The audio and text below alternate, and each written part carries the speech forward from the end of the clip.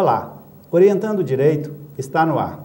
E hoje nós temos o privilégio de receber aqui nos estúdios do Canal 20 o Dr. Alex Brant Paulino, que é advogado e professor. Alex é coordenador adjunto do curso de Direito das Faculdades Santo Agostinho, Faculdade de Direito Santo Agostinho, o que significa um vice-diretor de uma faculdade em termos atuais. O professor Alex é professor de Direito do Trabalho e nós vamos aproveitar essa experiência que ele tem sobre esse assunto para falarmos sobre alguns temas relacionados ao direito do trabalho. Professor Alex, uma das discussões que surgiram nos últimos anos foi a questão da flexibilização dos direitos trabalhistas. E eu gostaria que você começasse para nós falando sobre este tema.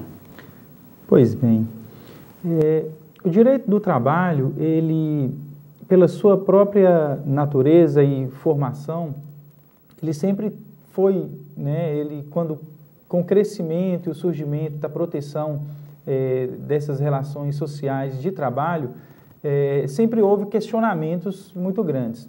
Com o desenvolvimento do próprio sistema capitalista, houve-se a discussão para flexibilizar, ou seja, entendeu-se, num certo momento histórico, que toda aquela rede de proteção trazia, para, segundo a versão de alguns, um agigantamento do Estado, uma proteção exacerbada do Estado em relação a essas questões trabalhistas, a essas relações de trabalho entre empregador e empregado, que o Estado não deveria interferir tanto, dar uma maior flexibilidade na lei para que o empregador pudesse contratar, fazer alguns acordos diretamente com o empregado e que, na verdade, isso veio acontecendo.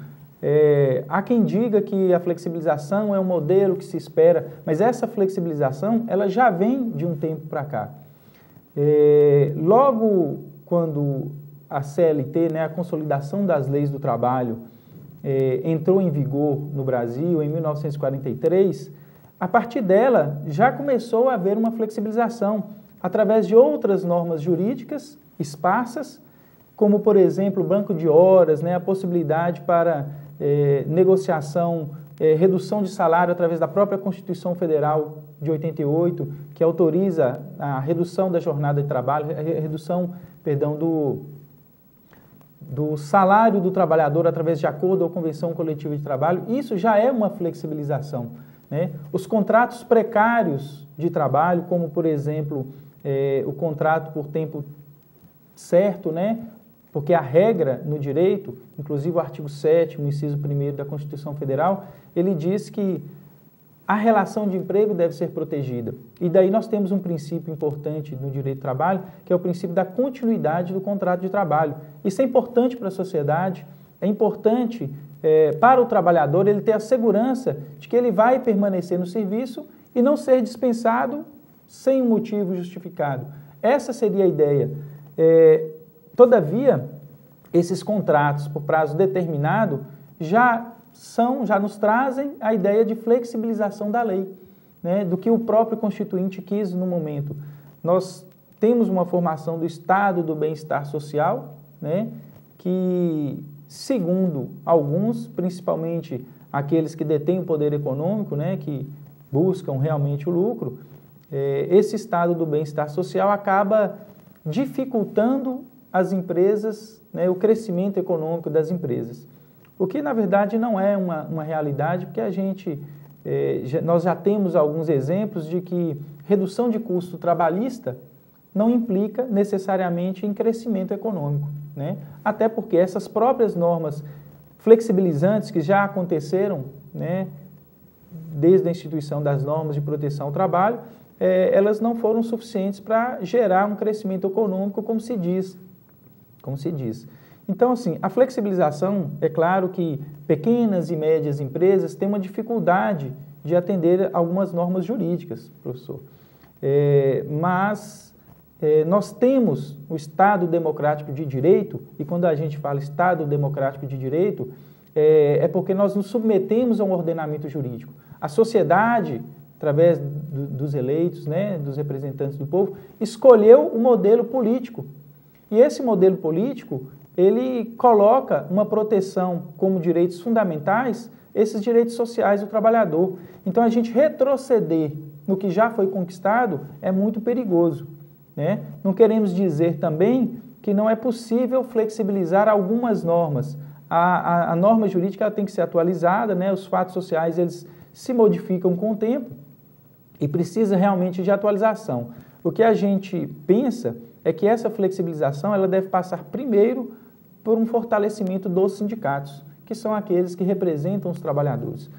Um sindicato forte, ele consegue, né, numa equiparação melhor com o empregador, discutir cláusulas contratuais.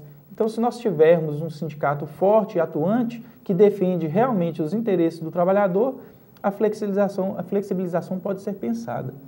Professor Alex, e nesse caso, você falou que um contrato é feito em princípio para ser duradouro. A pessoa entra na empresa para, em tese, aposentar-se nessa empresa. Mas existem causas e cláusulas de estabilidades. O acidente de trabalho, por exemplo, em termos rápidos, como seria um acidente de trabalho e como que ele dá estabilidade ao servidor, em que período logo após esse acidente? Perfeito. A regra é essa, professor, como você disse, né? O contrato por prazo indeterminado. O artigo 7º, inciso 1º da Constituição, que fala, né, da proteção da relação de emprego, além de outros direitos do trabalhador, né, de proteção de outros direitos, ele encerra esse princípio da continuidade. Mas o empregador hoje, ele pode dispensar o trabalhador sem um justo motivo, desde que pague a multa que é fixada pela norma, que hoje é a multa de 40% ao trabalhador, né, do saldo do FGTS. Então, o empregador dispensa o funcionário sem justa causa. Todavia, em alguns casos excepcionais, o empregador fica impossibilitado de dispensar o empregado. E um desses casos é o afastamento do trabalhador em decorrência do acidente do trabalho. Aí nós temos uma situação. A legislação previdenciária, a Lei 8.213, lá em seu artigo 118, ele diz que o trabalhador que sofreu acidente do trabalho, ficou afastado pelo INSS, recebendo um benefício previdenciário que chama auxílio doença acidentário, ele tem o direito à estabilidade provisória no emprego, até 1 ano após a alta médica que é dada pelo INSS. Então, durante esse período, o empregador não pode dispensar o trabalhador. Isso é uma garantia social ao trabalhador que sofre um acidente de trabalho.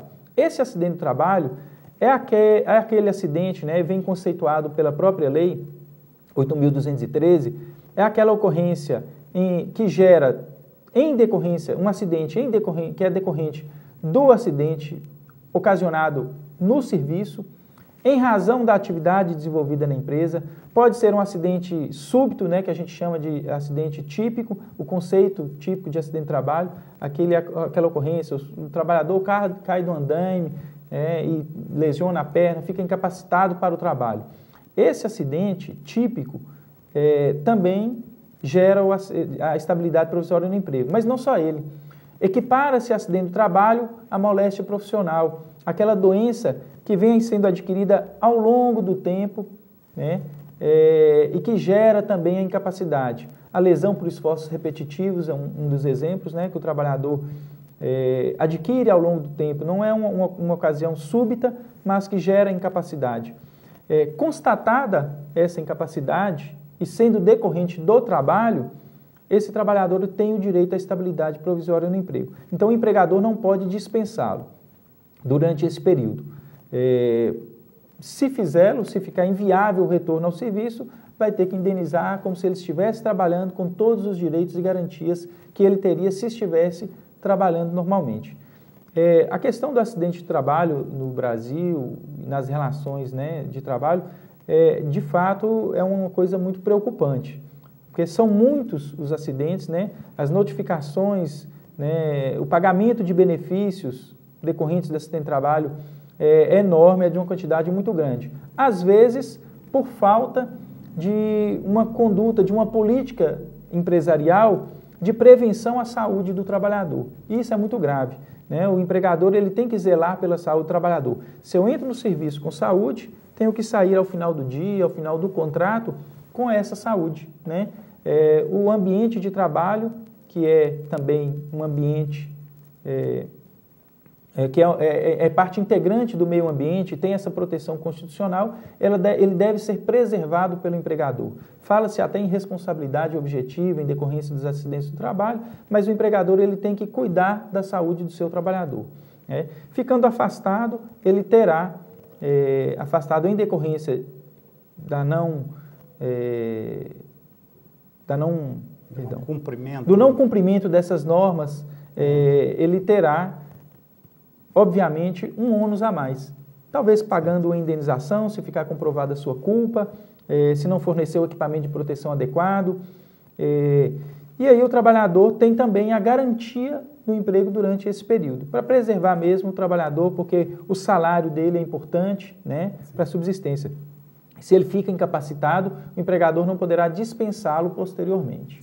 O professor Alex, a Justiça do Trabalho sempre foi tida como um instrumento célere. As causas na Justiça do Trabalho são rápidas.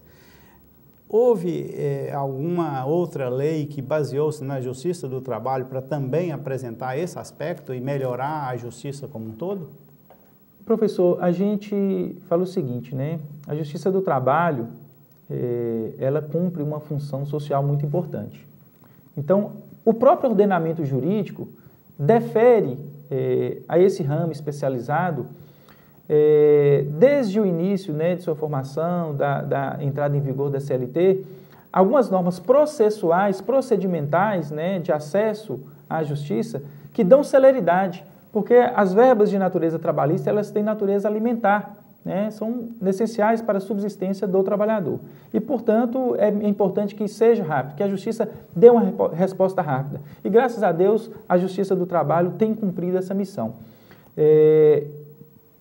A Justiça Comum Estadual, né, que tem um outro regulamento processual, que é o processo civil, aplicado também em alguns casos perante a Justiça do Trabalho, mas ele tem se modernizado e acompanhado o que a Justiça do Trabalho já faz, né, com as suas regras processuais. Então, existe aí o anteprojeto do Código de Processo Civil que acompanha essa modernização, né, de acesso ao judiciário, de tornar o processo célere, né? Então, a unificação de prazos que já acontece na Justiça do Trabalho, a diminuição de recursos, né, de possibilidade de recursos, garantindo sempre a segurança jurídica, né? Quando a gente fala na retirada de possibilidade de tantos recursos como acontece hoje, não quer dizer que o cidadão, que o empresário não vai ter aquela garantia e a segurança de ter a sua decisão revisada.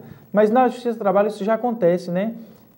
A concentração dos atos processuais, a simplificação dos atos procedimentais está ocorrendo hoje com essa reforma do CPC, que já existe na Justiça do Trabalho há algum tempo. Ô professor, houve uma tentativa de acelerar as ações perante a Justiça com a criação da Comissão de Conciliação Prévia. Eu gostaria que você nos falasse rapidamente sobre essa comissão e a sua observância obrigatória ou não nos tempos atuais. Houve a inserção nessa consolidação das leis trabalhistas, né, de que para acessar o judiciário, o trabalhador que quisesse acessar o judiciário, havendo comissão de conciliação prévia constituída no âmbito do sindicato, no âmbito até da empresa, seria necessário, antes de ajuizar a demanda, passar por essa comissão de conciliação prévia, para desafogar um pouco o judiciário. Foi pensado para dar mais celeridade ainda a essas questões, os embates entre empregado e empregador. Todavia, foi um pouco perigoso e discutido a questão dessa exigência trazida na lei violar um preceito constitucional, que seria o livre acesso à jurisdição. Eu não posso impedir o cidadão, né, de demandar primeiro perante uma comissão de conciliação para depois acionar o judiciário. Poderia acabar até atrasando, porque se não houvesse esse ajuizamento, o juiz ia extinguir o processo, manda o cidadão ir lá, voltar na comissão, ajuizar. Não tem acordo, volta para a justiça. Então isso acaba demorando. O Supremo Tribunal Federal se pronunciou a respeito e entendeu que esse artigo é inconstitucional. Ele viola a Constituição Federal, viola o acesso livre à jurisdição que o cidadão deve ter. Então, assim, foi pensado para aquelas situações onde existia uma sobrecarga de demandas para tentar desafogá-las, mas, por um outro lado, nós temos o ordenamento jurídico que deve ser respeitado. Então, o cidadão ele tem que ter livre acesso à jurisdição, sem ter a exigência antes de passar por essa tentativa de conciliação. Foi o que o Supremo Tribunal decidiu. Muito bem, nós tivemos o privilégio de conversar com o professor Alex Brant Paulino, advogado militante em Montes Claros e norte de Minas. E agradecemos muito ao professor Alex pela belíssima entrevista e pedimos ao telespectador que nos espere amanhã, porque, em querendo Deus, nós teremos uma nova entrevista em um novo dia.